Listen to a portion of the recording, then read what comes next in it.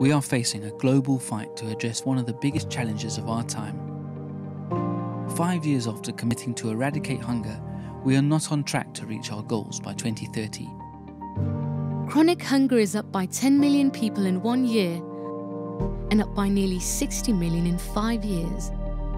Almost 690 million people went hungry in 2019, with numbers highest in Asia and rising fastest in Africa. If these trends continue, more than 840 million people will be hungry by 2030, with Africa overtaking Asia as the region affected most. The COVID-19 pandemic could add over 100 million people to this distressing toll. Overcoming hunger is just one part of the problem. 2 billion people do not have regular access to safe, nutritious and sufficient food. In 2019, 144 million children under the age of 5 were stunted, while 47 million were affected by wasting.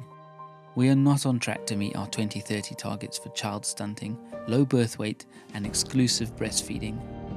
Countries are also facing the growing burden of obesity linked to poor quality diets, with 676 million of adults obese.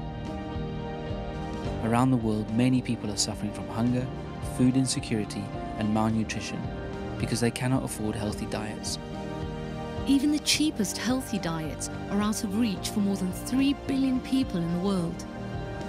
In sub-Saharan Africa and Southern Asia, around 57% of the population cannot afford nutritious food. Our current dietary patterns are also taking a heavy toll in terms of health costs and the environment. By 2030, diet-related health costs linked to mortality and non-communicable diseases could be more than $1.3 trillion a year, while diet-related costs of greenhouse gas emissions could be more than $1.7 trillion a year. As the world fights COVID-19, we cannot allow the pandemic to stop the global fight on hunger and malnutrition. To achieve a world free from hunger and malnutrition by 2030, countries must transform food systems and increase the affordability of healthy diets. Shifting to healthy diets could reduce direct and indirect health costs by up to 97%, while reducing the social costs of greenhouse gas emissions by up to 74%. We must ensure the cost of nutritious foods comes down. If the whole world shifts towards a healthy diet, we have a real chance at ending hunger and malnutrition, once and for all. We must act now to build back better and make a difference in lives and communities everywhere.